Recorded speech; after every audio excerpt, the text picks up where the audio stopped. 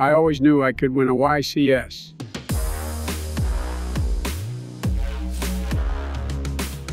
Alright, what's going on, ladies and gentlemen of the internet? Logan, JYA Dry Kage here, and we're talking about that YCS Richmond. That's right. I was actually in attendance for this event, so we're going to go through the full breakdown, the top 32. We're going to take a look at some deck lists, and we're going to break things down to my experience and finish things off by looking at my deck list at the tail end. So without further ado, let's dive into this. Taking a look at this top 32 breakdown from the get-go, bro, you can see Unchained domination, 25 flipping percent. We saw Jesse Cotton doing this deck pretty. We saw that winner doing this deck pretty, Mr. Joseph R. Biden. Oh, I'm just kidding. Mr. Joey B. Joey B did a good job with the Unchained deck, but I'm sure we'll see that list a little bit later on.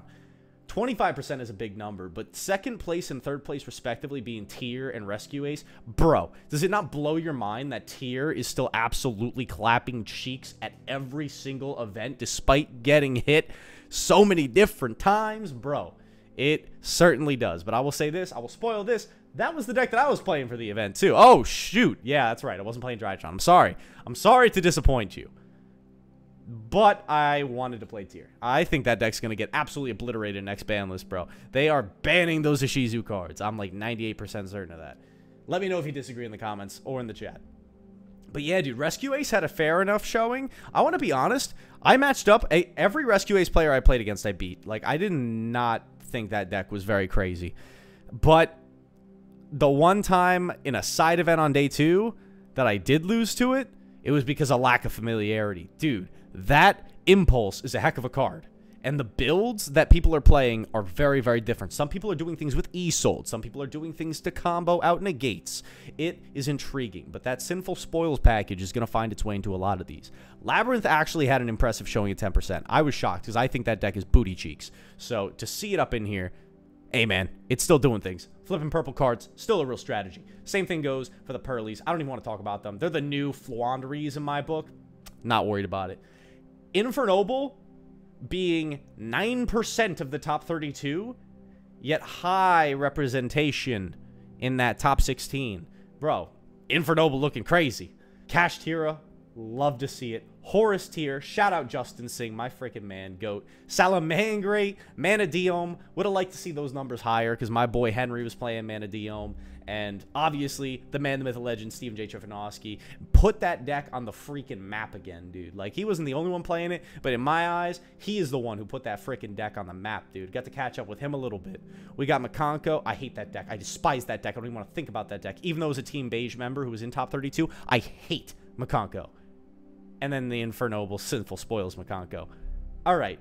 Maybe a bit more passable. And then Dynamorphia. I hate that deck too. I disrespect the crap out of that deck, but only because it loses to Drytron so hard. All right, that's a top 32 breakdown. But to move things along one step at a time, we're going to take a look at some of these lists that are currently available. And we got to give a shout out to It's Bradaz on the Master Duel Meta website. They actually have these lists already posted right now, as well as a better looking breakdown of the other. It was a little better than the Konami Excel sheet, what they got going on. But we start things off with Joseph R. Biden's first place list of the Unchained. Honestly, nothing too crazy here. I love how this is a YCS Richmond breakdown, but all of these are in the Master Duel little portal thing, so it's got the Master Duel ban list applied. Because obviously Pot of Prosperity is at 3 in the TCG. And this is something we're going to see in a lot of these lists because these were the hand traps to play. Imperm and Nibiru. Let me say that again. Imperm and Nibiru. That, honestly, the best hand trap / going second cards that you're going to see in a lot of these lists. And same thing goes for Talents. Talents was goated. Looks like he's only playing 1, but I'm assuming because it goes with the thrust. He's basically playing 2. And yeah, the side deck looks pretty simple. Oh my god, very streamlined. And Phantasme creeping back in. There are some matchups with that card is particularly good. And then we got second place, Mr. Jack Allen III. You know you're crazy if you're the third, bro. I know this kid. You might have heard of him. His name is Eddie Strom. He's the 4th. That should tell you something. You got power. You got powerful Yu-Gi-Oh player in you if you're, like, a junior or above. Just saying. All right, another Unchained player. He's playing Fenrir. That's the biggest difference that I'm going to actually explicitly point out here, is that he's playing the Fenrir. The Fenrir package was goated. Fenrir in general, insane card. I think if your deck can play it, you might want to consider it because it's crazy. And dude, the Little Knight was tearing things up in every single deck. Rescue Ace, Tier, Unchained, doesn't matter what it is. You're playing that little knight, dude, and it is putting in some serious work. Without a doubt. Oh, my God. Now, let's move on down. Oh, yeah, we got Pack. Dude. All right, another person, another Jersey duelist. I know he's a savage.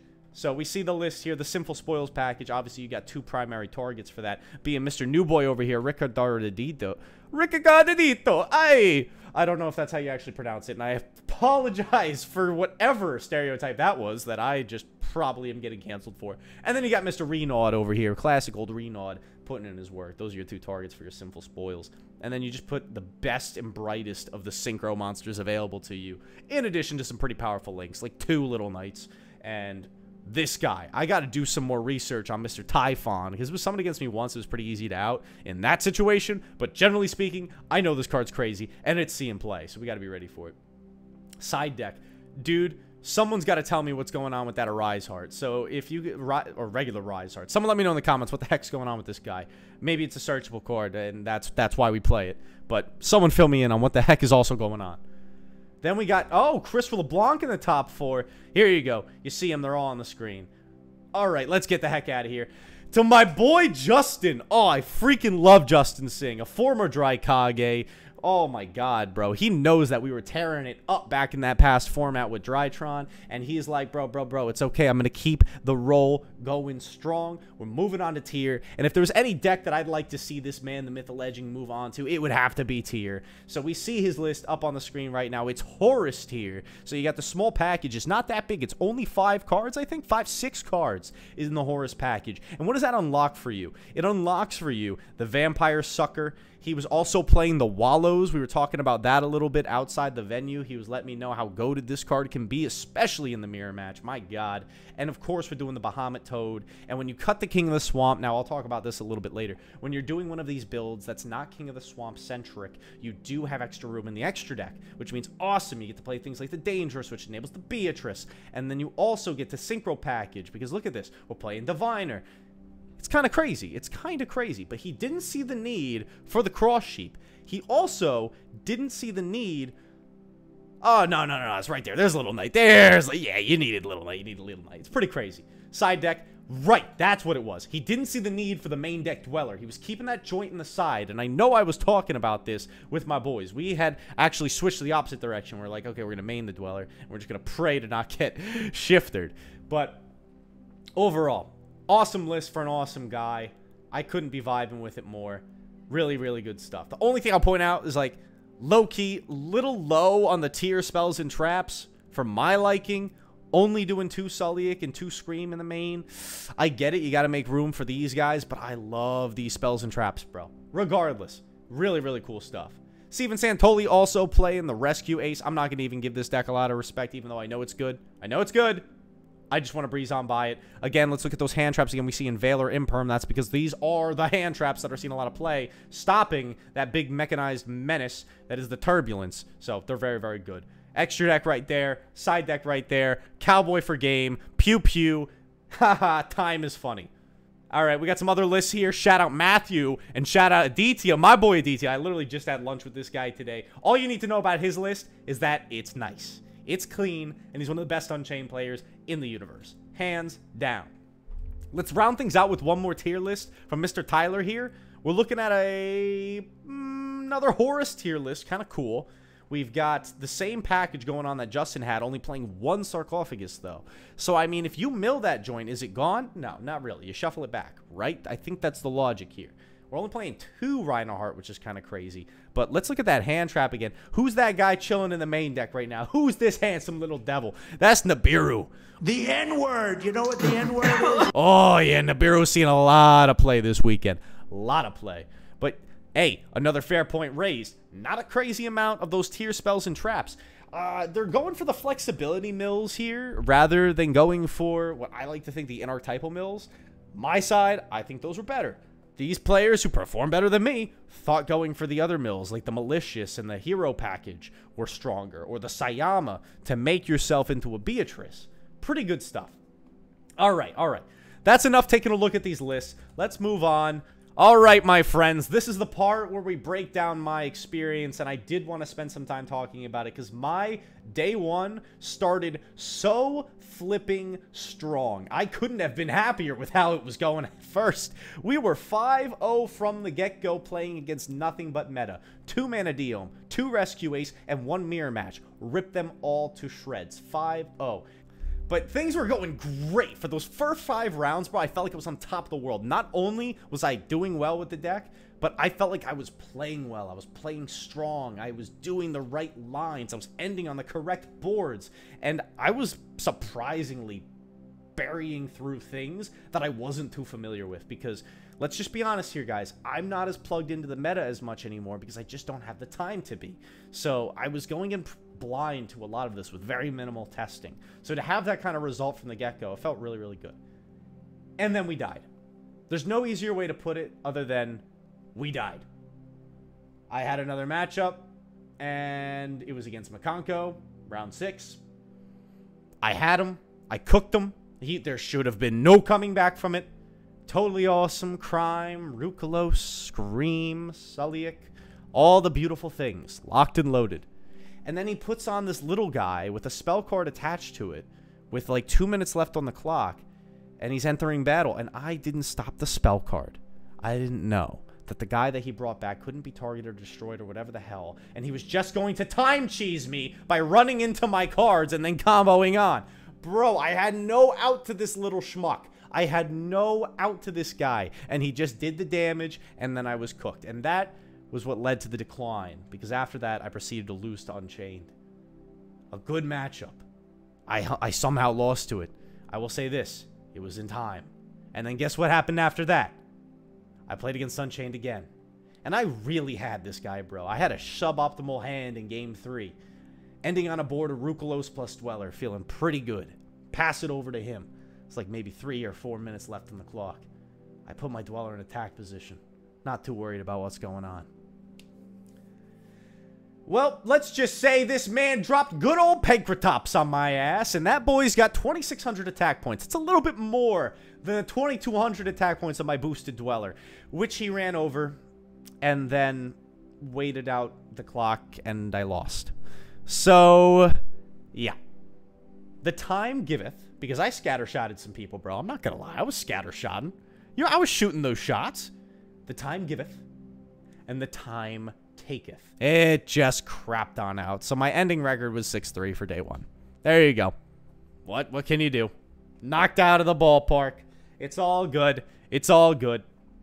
But here, guys, I want to share this deck list with you. And for keen eyes might notice, this is drawing heavily on the Land, the Myth, the Legend, Bra on Poke's list. You might have seen him on the DB Grinder on MCO40's channel. That's because this man is one of the greatest tier players in the universe. Listen, I got nothing but respect for my man Justin Singh and all those other people. We took a look at their lists from Richmond. But man, does Brahim know how to cook up a deck list. Now, the first thing you're going to see in here that you're immediately going to be opposed to is that King of the Swamp. But I will say this. It was only a brick one time. It was only not good. This Impali was only not good one time. One time I was pissed that I saw this card. Every other time, I was Guardian Chimeraing people. I won a match because of Guardian Chimera, because a Rescue Ace player could not out an untargetable Guardian Chimera. 3,800 attack points with planted on field. It was too much. This card is insane, and I will always have love for this build of the deck. Even if I experiment with the other builds, I will always have love for this build and this card, because I think they work together so well. And again, the other main difference here is the abundance of tier elements, spells, and traps in the main deck, because this way, over 20 cards, over half our deck, is a live mill. That's the logic behind it. Have live mills. Now, I know that putting in the other techie cards are also extremely live mills, but in a different way, and they end up being more dead draws when they end up in the hand.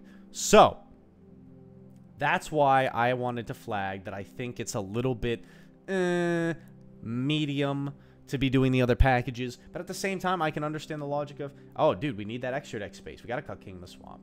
Or, man, I want to have those techie mills. It makes it harder for our opponents to stop us. I get all that logic. But looking at this list, you can kind of see what we're going for. Other thing I want to shout out, because I was talking about this earlier, Nibiru, goated card. Same thing goes for Super Poly. Super Poly was pretty clutch. Pretty flipping clutch. And the one beast in the main without the window in the extra deck actually did work pretty well. It was cool.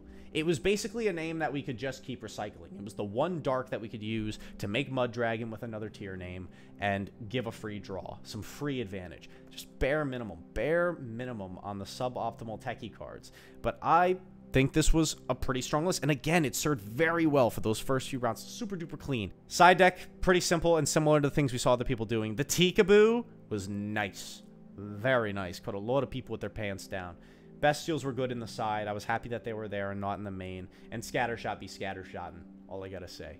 Extra deck is pretty similar for a King of the Swamp build. Nothing random. Nothing that you wouldn't expect to see. The main boarded Dweller rather than in the side for those matchups. Especially the mirror match. Gotta point that out. And then our Link package. Barrelboard blocker. So nice, dude. So nice. Protecting those spells and traps.